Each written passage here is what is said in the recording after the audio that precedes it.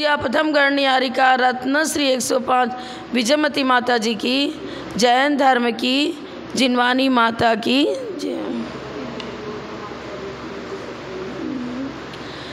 कीर्त्या महत्या भुवि वर्धमानं त्वां वर्धमानं स्तुतिगोचरत्वं निनीशवस्मो वयमद्य वीरं विशीर्णदोषाशय पाशबन्धम्।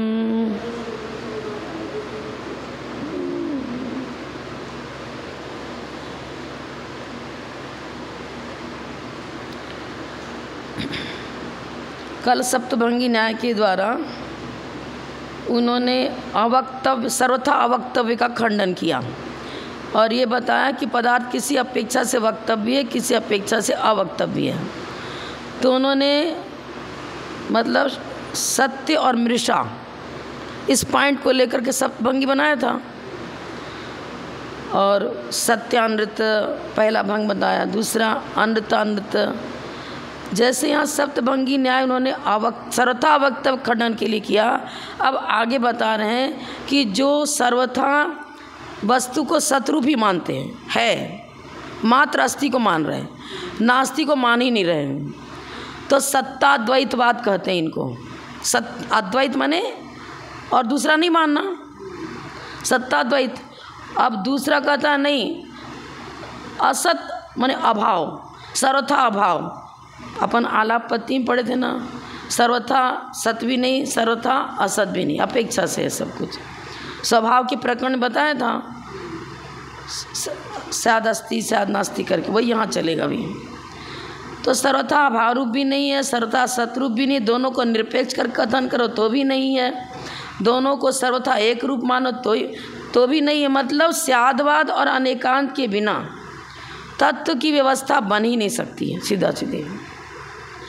अन्य जितने भी मत हैं उनको अनेकांत को स्वीकार करना ही पड़ेगा, क्योंकि वस्तु स्वभाव से ही अनेक धर्मात्मक है। आगे श्लोक देखेंगे।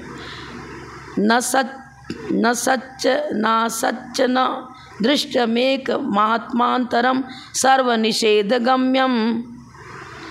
न सच्च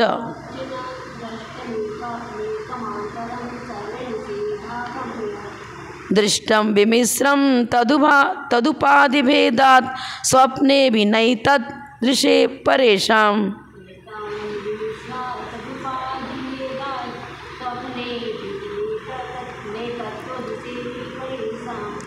न सच्च न सच न सच न असच।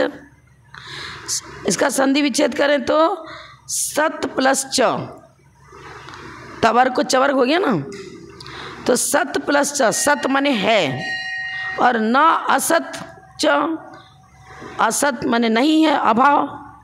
सर्वथा भाव और सर्वथा अभाव रूप वस्तु नहीं है। प्रतिदिन अपनी चर्चा करें से हमने कहा हम मनुष्य हैं, तो इसका मतलब ही हम तिरंज देवनार की नहीं है। सर्वथा सत मान लेंगे तो चारों गतियों का उदय एक साथ मानना पड़ेगा। सत्य, हम मनुष्य भी हैं, तिर्यंश भी है, देव भी है, नारकी, सब मानना पड़ेगा। सर्वथा सत्य मान लेंगे तो कोई पुण्यशाली है, कोई का पाप का उदय चल रहा है, भेद क्यों? सर्वथा एक ही मान रहे हो तो संसार की सारे जीव एक कैटेगरी में आ जाएंगे, सबको एक रूप मानना पड़ेगा।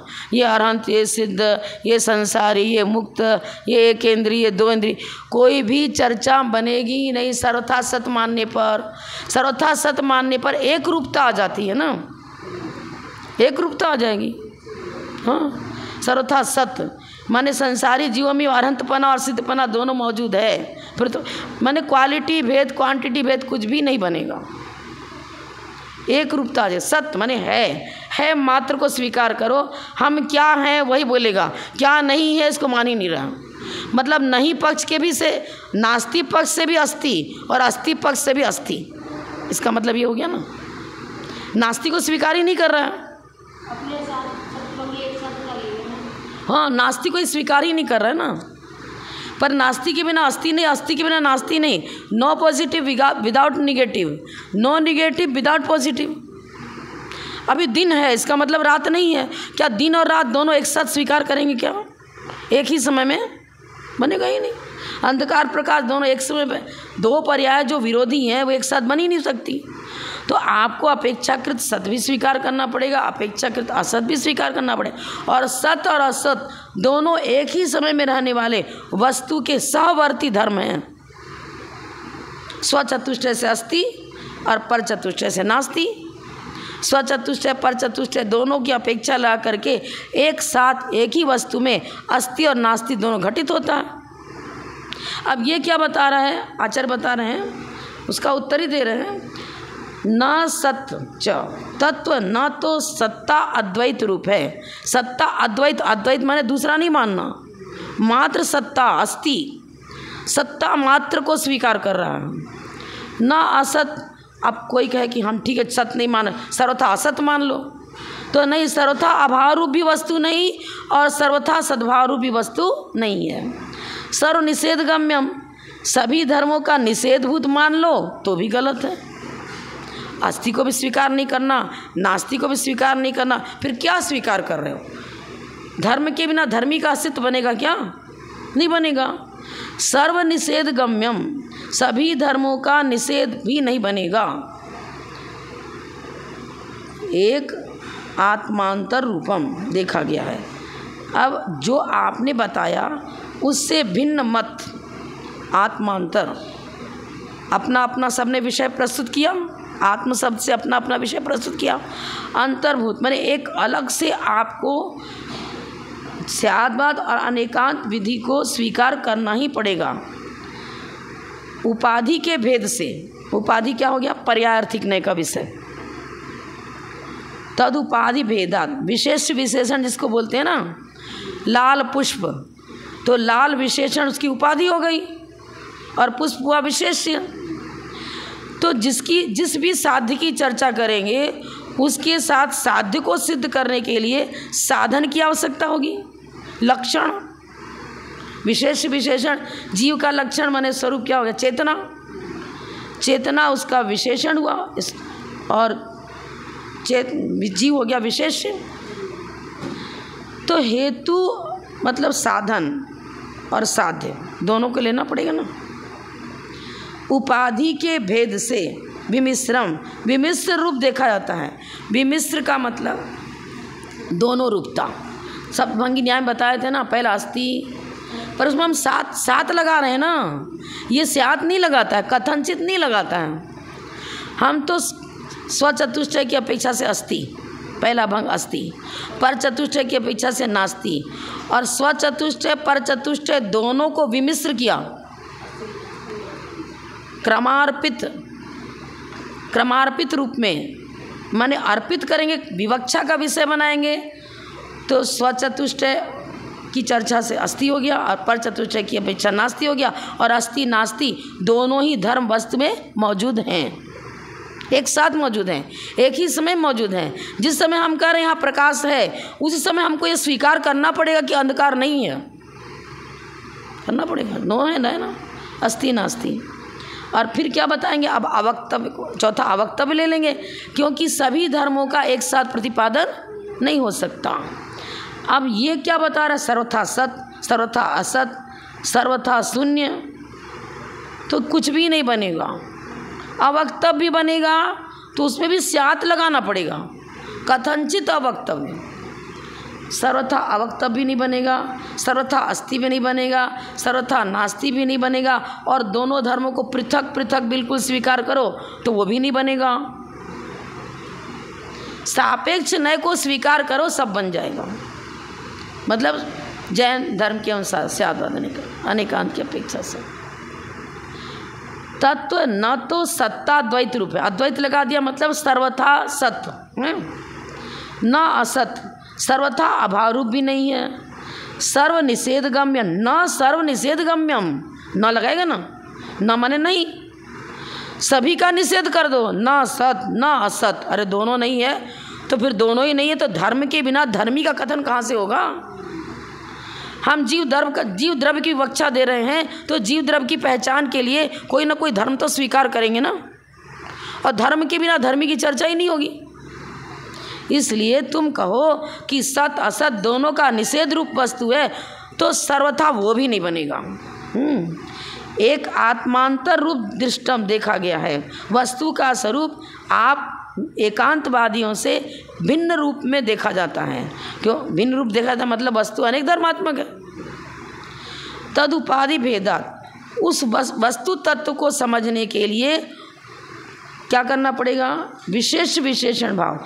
उपाधि के भेद से वस्तु में भेद बनता है, लक्षण के भेद से लक्ष्य में भेद बनता है, लक्षण के भेद से लक्ष्य में भेद बनता है।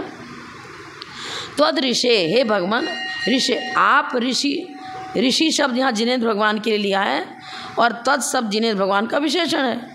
आप बोलते ना, हे भगवान आप, हे ऋषि महर्षि स्वरूप भगवान आप। परेशान, दूसरे मत वालों के यहाँ, दूसरे मत माने एकांतवादी। अरे एकांतवादियों के यहाँ तो स्वप्न में भी वह जैन सिद्धांत का अंश भी मौजूद नहीं है, स्वप्न में भी न एतद, यह तत्व नहीं है। एकांतवाद जो मिथ्यावाद है, विपरीत एकांत, विपरीत विनय, संशय, अज्ञान, ये सभी एकांत में आ जाएंगे क्योंकि सर्वथा स्वीकार कर रहे हैं। जैन मत में उस प्रकार की चर्चा स्वप्न में भी नहीं है, क्योंकि वहाँ पर जब वस्तु अनेक धर्मात्मक है तो जैन धर्म अनेक धर्मात्मक वस्तु को स्वीकार करते हुए फिर नए विवक्षा से एक एक धर्म की चर्चा करेगा। सापेक्ष नए जैन धर्म में नई विवक्षा सापेक्ष है और ये निरपेक्ष रूप कथन कर रहे हैं और वस्तु को एक धर्मात्मक मान रहे हैं। जैन मत में प्रमाण के द्वारा स्वीकार किया गया जो अनेक धर्म, उन्हीं अनेक धर्मों की सापेक्ष चर्चा नए के द्वारा होती है। अर्पित अनर्पित सिद्धे, ये चीज़ है। टीका में क्या बताया? सत्ता द्वैत रूप तत्व नहीं देखा जाता है, माने सर्वथा सतरूप तत्व नहीं देखा जाता है। इस प्रकार स्वभाव की उपलब्धि नहीं होने से, स्वभाव माने वस्तु का स्वरूप, वस्तु का स्वरूप ऐसा है ही नहीं। जब वो प्रत्यक्ष इंद्रिय प्रत्यक्ष से, युक्ति से, आगम से, प्रमाण से किसी भी प्रकार से सत्ता द्वैत सिद्ध नहीं होता है, सत्ता मात्र का खंडन किया जाता है। जब उपलब्धि ही नहीं वैसी तो खंडित हो गया। उपलब्धि होनी चाहिए ना, प्रमाण से सिद्ध होना चाहिए ना। उस प्रकार इंद्रिय प्रत्यक्ष से, अनुमान से, आगम से कैसे भी उस प्रकार की उपलब्धि हो तो मान्यता होगी। उपलब्धि ही नहीं है, बकबकाते रहो कुछ भी, तो सब लोग थोड़ी मान लेंगे आपकी बात। सत्ता मात्र का खंडन हो जाता है। क्यों खंडन हो जाता है? उस प्रकार का स्वभाव उपलब्ध नहीं होता है। समस्त विशेषण से रहित, अब तुम विशेषण ही ना लगाओ। हमने तो सत की चर्चा भी सत्वार सूत्र में उमा स्वामी ने सत बताया, सत है, पर उसका लक्षण क्या बताया? उत्पाद व ध्रुवयुक्तम सत। अब आप लक्षण ही नहीं बताओ तो लक्ष्य अर्थात साध्य को कैसे हम मान लेंगे? साध्य को माने तब मानेंगे जब साध्य का कोई आप लक्षण बताओगे तब। लक्षण के बिना लक्ष्य की सिद्धि नहीं होती। उमा स्वामी आचार्य ने उत्पाद व ध्रुवयुक्तम सत करके सत की परिभाषा बताई और उत्पाद व ध्रुवयुक्तम में अनेकांतवाद ही झलक रहा है। पर्यायार्थिक नय से तो उत्पाद और व्यय, और द्रव्यार्थिक नय से द्रव्य, और द्रव्यार्थिक और पर्यायार्थिक दोनों नयों का समन्वय रूप वस्तु है सत। सत में त्रयात्मक तीनों चीज़ें देखी जा रही है। हाँ, गुण पर्यावत द्रव्यम, मतलब सत जो बता रहे हैं उमा स्वामी आचार्य ने सत को त्रयात्मक माना। त्रयात्मक माने उत्पाद व द्रव्य, तीनों से, तीनों का एक ही समय में, समय भेद के बिना तीनों को एक साथ लेते हुए उस सत का स्वरूप बताया। और ये तो अभेद रूप चल रहा, अद्वैत अद्वैत कहाँ से बनेगा? समस्त विशेषण से रहित सत मात्र कुछ भी नहीं है। पहले विशेषण है ही नहीं तो पहचान आपके सत की कैसे होगी? सत किसे कहते हैं बताना पड़ेगा आपको, और बताने के लिए कोई ना कोई लक्षण उसका स्वीकार करो। लक्षण के बिना लक्ष्य की चर्चा करते हो तो ये भी बहुत बड़ा अपराध हो गया आपका, मान्यता है ही नहीं। क्योंकि ऐसे किसी भी दृश्य माने देखा जा रहा है, देखा गया कोई भी सत ऐसा नहीं है जो सत मात्र हो अथवा असत मात्र हो। असत की सिद्धि करने के लिए भी हमें अपने पॉइंट को सिद्ध करने की कोई लक्षण बताना पड़ेगा, युक्ति देनी पड़ेगी। किसी न किसी युक्ति के द्वारा, प्रमाण के द्वारा, इंद्रिय अनुमान के द्वारा, प्रत्यक्ष के द्वारा आप सत की और असत की सिद्धि करो तो हम मानेंगे। और सिद्ध हो ही नहीं पा रहा तो कैसे मान्यता होगी नहीं मान्यता। इस प्रकार कहा गया च शब्द समुच्चय के लिए, हाँ दिया ना, सच्च न असच्च, च लगा रहे हैं ना। च शब्द समुच्चय के लिए है। समुच्चय के लिए मतलब एक तो सिंगल हमने बताया न सत, फिर सिंगल हमने बताया न असत। अब समुच्चय माने दोनों को स्वीकार तो करो, सत को भी स्वीकार करो, असत पर सापेक्ष स्वीकार न करो, निरपेक्ष स्वीकार करो।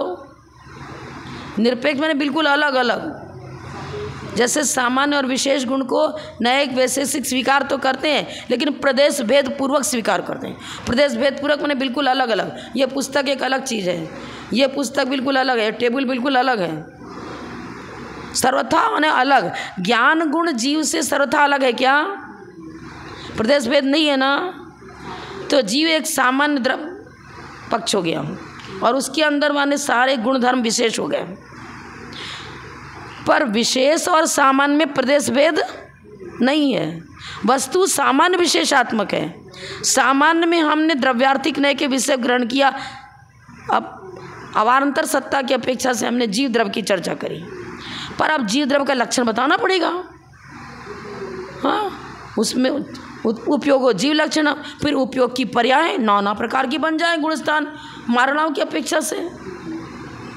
एक इंद्रिय जीव है तो उसमें मात्र स्पर्शन इंद्रिय संबंधी ज्ञान है, रसना घ्राण चक्षु श्रोत संबंधी सर्वघाती का उदय है, तज्जन ज्ञान नहीं है। कितनी पर्याय ज्ञान गुण की बन जाएंगी? 2 इंद्रिय की, 3 इंद्रिय की, 4 इंद्रिय की, संगी पंचेंद्रिय में 4 गतियों की अपेक्षा बनेगी चर्चा। आपको तब तक विशेष विशेषण भाव को एक साथ मतलब स्वीकार नहीं करोगे, अपेक्षाकृत सापेक्ष स्वीकार करो। सापेक्ष कथन है ही नहीं। तो ये च शब्द से समुच्चय के लिए मतलब सत और असत दोनों को स्वीकार करें, पर परस्पर निरपेक्ष प्रदेश भेद पूर्वक स्वीकार करें तो वो भी नहीं बनेगा। लिख रहे हैं ना, परस्पर में निरपेक्ष सत तत्व और असत तत्व नहीं देखा जाता है। ज्ञान गुण अलग पड़ा हो और जीव द्रव्य अलग पड़ा हो, ऐसा देखा जाता है क्या? फिर सर्वथा निरपेक्ष सत तत्व और असत तत्व नहीं बनेगा। सर्वथा असत मानो तो भैया असत को हम शब्दों के द्वारा बताएंगे कैसे, चिंतन भी कैसे करेंगे? अब वक्तव्य में कह रहा है कि बोला नहीं जाएगा पर अनुभव है। अरे तो अनुभव जो चीज़ है सर्वथा असत में अनुभव भी कैसे करेंगे? जब हम गधे को सींग है ही नहीं तो गधे के चिंतन में सींग का चिंतन होगा ही नहीं, है ही नहीं तो कहाँ से? जो है ही नहीं, गधे का स्वरूप पूछा, गधा किसे कहते हैं? तो हमें ये मानना पड़ेगा ना। तो उसकी जो पर्याय तद्रूप उसकी चर्चा करनी पड़ेगी और ये भी चर्चा करनी पड़ेगी गधे को सींग नहीं है पर गधे का अस्तित्व तो है। सर्वथा असत कैसे बनेगा? घटित नहीं होता, निरपेक्ष कथन घटित होगा ही नहीं। इस प्रकार घटित हो जाने से परस्पर निरपेक्ष सत और असत तत्व संभव नहीं है। परस्पर निरपेक्ष, यहाँ पर सत से हमने सामान्य पक्ष को लिया, पर्यायार्थिक ने और द्रव्यार्थिक ने 2 लेते हैं ना। द्रव्यार्थिक ने अस्थि को स्वीकार करता है क्योंकि द्रव्य त्रैकालिक होता है, द्रव्य का नाश नहीं होता है। और पर्यायार्थिक ने में एक पर्याय उत्पन्न होती है, दूसरी विघटित होती है। हाँ, असत में एक का विघटित होना, दूसरे का उत्पन्न होना, तो उत्पाद और व्यय ये विषय बन गया असत का। और उत्पाद व्यय द्रव तीनों का समन्वय ही समुच्चय ही वस्तु है। और परस्पर निरपेक्ष कर दो, माने एक को हटा दो, बिल्कुल एक को पूर्णतः हटा दो, ना सत की व्याख्या बनेगी ना असत की व्याख्या बनेगी। एक दूसरे के पूरक हैं, एक दूसरे के बिना असत को सर्वथा हटा दोगे सत की व्याख्या नहीं कर पाएंगे, असत को सर्वथा हटा दो तो असत की व्याख्या नहीं होगी, क्योंकि उत्पाद व्यय द्रव युक्तम सत, अस्थि नास्ति दोनों पक्ष को एक साथ स्वीकार करते हुए उमा स्वामी ने सत की व्याख्या करी और वही सटीक बन भी रही है, वही अनुमान से सिद्ध हो रहा है, वही प्रमाण से सिद्ध हो रहा है। इंद्रिय प्रत्यक्ष, इंद्रिय अनुमान, कोई भी प्रमाण ले लो, अनुमान, इस प्रत्यक्ष, स्मृति, प्रत्यभिज्ञान, तर्क, अनुमान, आगम, कोई भी ज्ञान ले लो, अवधि ज्ञान, मन परिज्ञान, केवल ज्ञान, मति ज्ञान, श्रुत ज्ञान, कोई भी ले लो, सभी से स्यादवाद अनेकांतवाद ही सिद्ध होता है। एकांत रूप तत्व सिद्ध होता ही नहीं है। समस्त प्रमाण से दृष्टपना होने से सन्मात्र तत्व की तरह अथवा असत मात्र तत्व की तरह इस प्रकार कहा गया है, यह जानना। उसी प्रकार माने सर्वथा नहीं बनेगा और वो प्रमाण से, युक्ति से सिद्ध होता नहीं है। उसी प्रकार न सत, न असत, न उभय, न एक, न अनेक। अब सप्तभंगी न्याय बता रहे हैं। आगे आप देखो, भावार्थ में देख लो, बिल्कुल यहाँ सप्त पूरा भंग तैयार किया है इन्होंने। अपन शॉर्टकट में विषय भी समझ में आ जाएगा और श्लोक का अर्थ बिल्कुल क्लियर हो जाएगा। Page number 99। कुछ विचारक सत्ता द्वैत को ही तत्व मानते हैं, माने सर्वथा सत, सन्मात्र सत। अद्वैत रखे माने एक, दोनों को स्वीकार नहीं कर। अद्वैत का मतलब एक होता है, एक रूप। दूसरे पक्ष को, पर चतुष्टय को स्वीकार कर ही नहीं रहा है। कौन? सत्ता द्वैत वाला। और कुछ सर्वथा अभाव को, सर्वथा नास्ति को मानते हैं, वो भी गलत, यानी शून्यवाद। सर्वथा नास्ति का मतलब शून्यवाद। किंतु ये दोनों ही विचार असत्य हैं।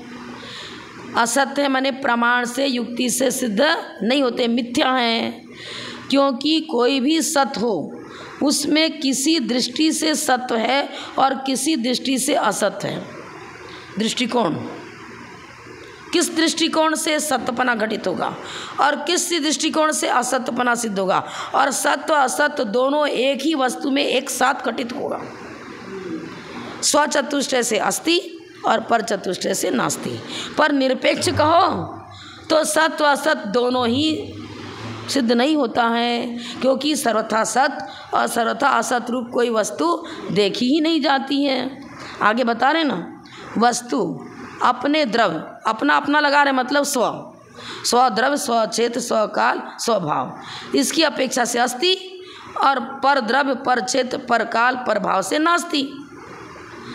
पर द्रव्य, पर क्षेत्र, पर काल आदि विशेषण है और स्वद्रव्य, स्वचेत, स्वकाल वे भी विशेषण बने। अस्तित्व में विशेषण क्या बनेगा? स्वद्रव्य, स्वचेत, स्वकाल, स्वभाव। और नास्तित्व में विशेषण क्या बनेगा? पर द्रव्य, पर चेत, पर काल, पर भाव।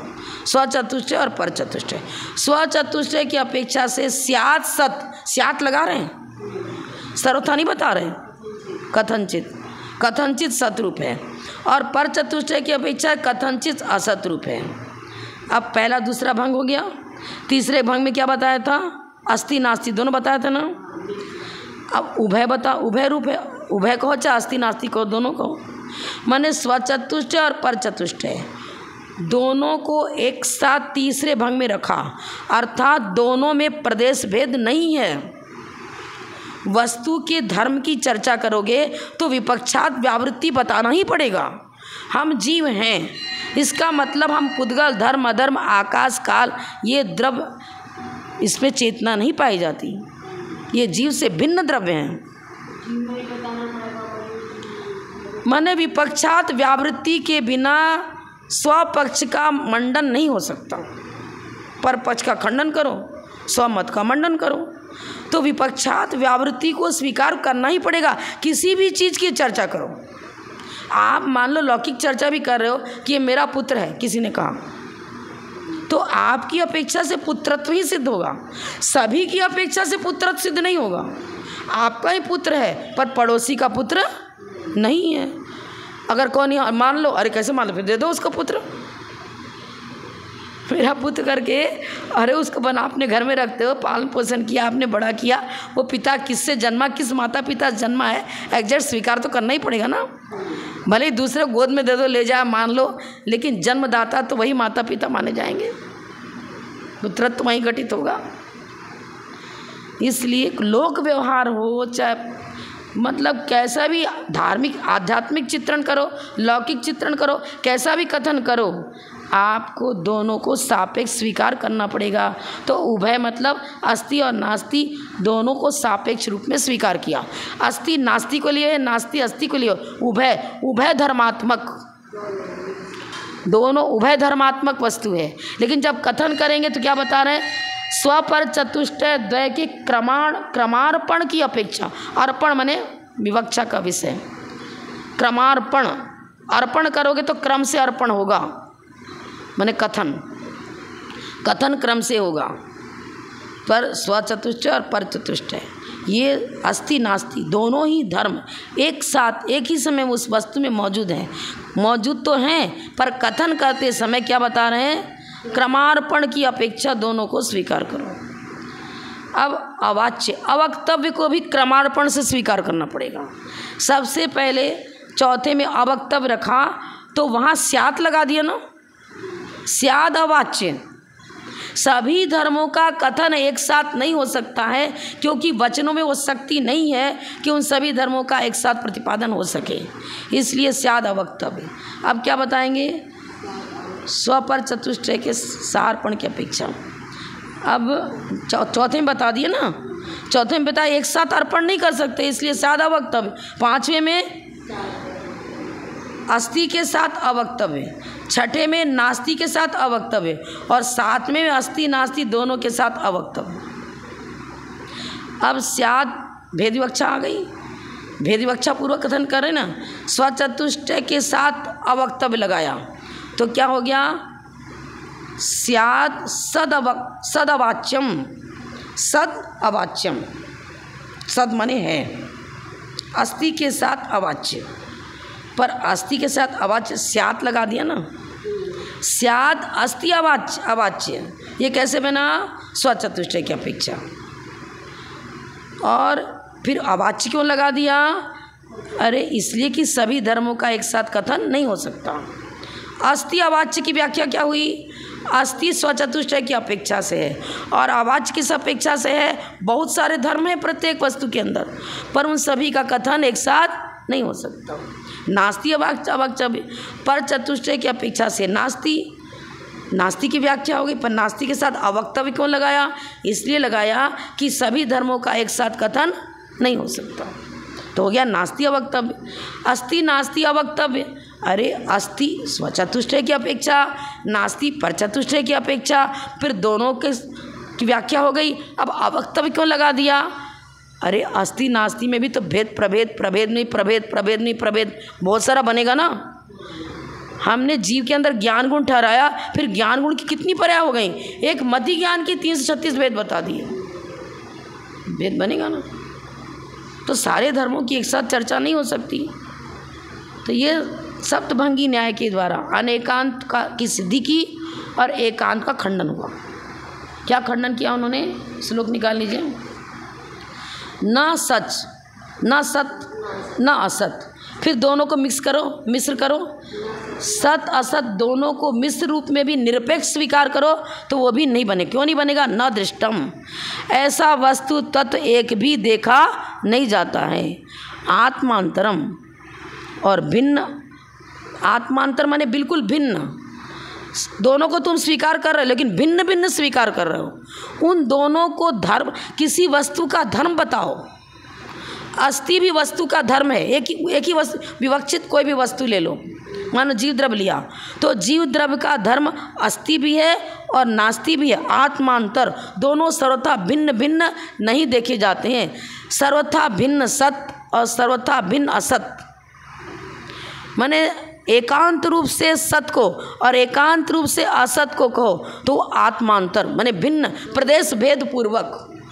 आत्मांतर का मतलब प्रदेश भेद पूर्वक। आत्मा माने आत्मा नहीं ले रहे, स्वरूप भेद, बिल्कुल भिन्न भिन्न स्वीकार करो। निरपेक्ष रूप में सत असत को परस्पर स्वीकार किया जाए तो उसी को आत्मांतर बता रहे हैं। हम आत्मांतर नहीं बताते ना, हम तो वस्तु का धर्म बताते हैं। अस्ति भी वस्तु का धर्म है और नास्ति भी वस्तु का धर्म है, और अस्ति नास्ति दोनों धर्म धर्मी से प्रदेश भेद पूर्वक अपना अस्तित्व नहीं रखते हैं।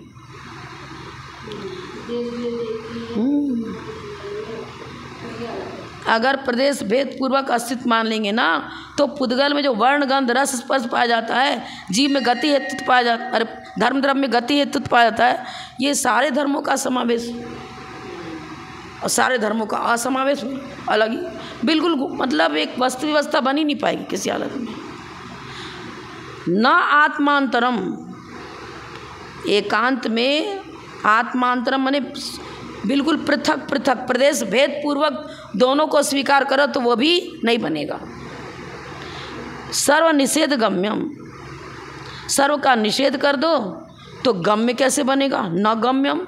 अब शून्य ही शून्य है तो तुम भी शून्य हो गए, शून्यवाद का प्रतिपादन करने वाला वक्ता भी शून्य हो गया और अपने सिद्धांत का प्रतिपादन तुम शून्यवाद कर, हुआ क्या?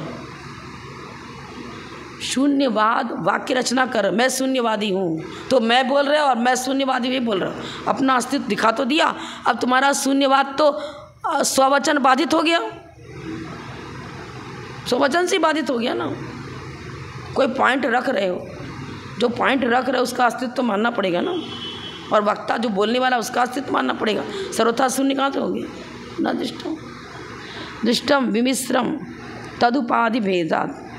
अरे उपाधि भेद अर्थात विशेष विशेषण पूर्वक ही, विशेष विशेषण के बिना नहीं, विशेषण विशेष के बिना नहीं, विशेष विशेषण दोनों ही वस्तु के धर्म हैं, ऐसा ही देखा जाता है। स्वप्न में भी दोनों अलग अलग एकांत रूप में सिद्ध नहीं होते हैं। हे भगवान, आपके मत में तो स्वप्न में भी ऐसी मिथ्या दृष्टि कहीं नहीं पाई जाती। यह मिथ्या मत आपसे बहुत दूर, मिथ्या मत से आप बहुत दूर हो।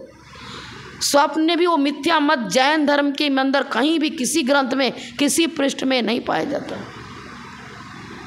न ये तद ऋषे, आप यहाँ पर तद प्लस ऋषे, अब ऋषि षष्ठी ऋषि का रूप चलाएंगे ना, तो मुने मुन्यो मुनिषु, मुने मुन्यो मुनिनाम, मुने मुन्यो मुनिषु लगेगा ना, षष्ठी व्यक्ति एक वचन है। हाँ, आपसे भिन्न परेशान अन्य जो एकांतवादी हैं, उन एकांतवादियों के जहाँ जो मिथ्यात्व को लिए चर्चा चल रही है, माने गलत चर्चा चल रही है, जो प्रमाण युक्ति आदि से सिद्ध नहीं होता उसको मिथ्या कहेंगे। वैसा मिथ्या मत तो स्वप्न में भी आपके वचनों में नहीं पाया जाता। हम स्वप्न में भी ढूंढना चाहें कि जैन सिद्धांत में इनका मिलान हो जाए, नहीं होगा। हमारे यहाँ सबसे पहले यही सिद्धांत रखा गया, वस्तु अनेक धर्मात्मक है और अनेक धर्मात्मक वस्तु ही प्रमाण का विषय है। फिर प्रमाण किसे कहते हैं? प्रमाण के 5 भेद हैं, मति ज्ञान, शुद्ध ज्ञान, अवधि ज्ञान, मन परिज्ञान, केवल ज्ञान, और पांचों ही प्रमाण में अनेक धर्मात्मक वस्तु की चर्चा है। अब अनेक धर्मात्मक वस्तु की चर्चा होगी तो सापेक्ष कथन फिर नयों के द्वारा चालू हो जाएगा, प्रारंभ होगा। और आप तो एक धर्मात्मक सर्वथा सत, सर्वथा असत, परस्पर निरपेक्ष सत असत, सर्वथा शून्य, ये सब कभी भी बन नहीं सकता, न युक्ति से, न प्रमाण से, न आगम से, प्रंदी प्रत्यक्ष से। बौद्ध मत में 2 ही अनुमान माना गया है, प्रत्यक्ष और अनुमान, और प्रत्यक्ष को निर्विकल्प मानता है।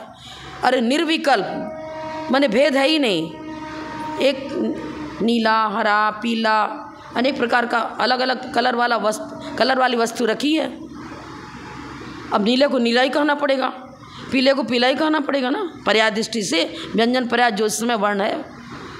अब तुम तो निर्विकल्प, अरे वस्तु तो नष्ट होती है ना, वो नष्ट हो गई, दिख रहा, वास्तव में कोई नीला है, ना लाल है, ना पीला, वस्तु तो है ही नहीं, मात्र भ्रमित हो रहा है, नजर आ रहा है, वो तो नष्ट हो गई। क्षणिक बात खूब तो पढ़ चुके पहले। हाँ, वो तो बोलता है कि उसकी वासना रह जाती है, संस्कार रह जाता है हल्का फुल्का, और उसको स्वीकार करता है, वृत्ति स्वीकार की ना उसने, वृत्ति रह जाती है उसकी, विकल्प मात्र है, वो वास्तव में है नहीं, वो नष्ट हो जाता है। समृद्धि मानता है ना वो, और समृद्धि भी काल्पनिक है उसकी, तो काल्पनिक को काल्पनिक ही कहेंगे, सत्यता कहाँ से उसमें आ जाएगी, बनेगा ही नहीं। इस प्रकार घटित ये नहीं होता है। उपाधि का यहाँ विशेषण ही अर्थ लिया ना, उपाधि विशेषण है, अब विशेषण क्या हो गया? स्वचतुष्टय की अपेक्षा से विशेषण और परचतुष्टय का विशेषण, और उसके बाद सप्तभंगी न्याय स्वीकार करना पड़ेगा। हमारे समझ से दूसरा श्लोक हो नहीं पाएगा कि 5 मिनट बाकी। जब बोलो परम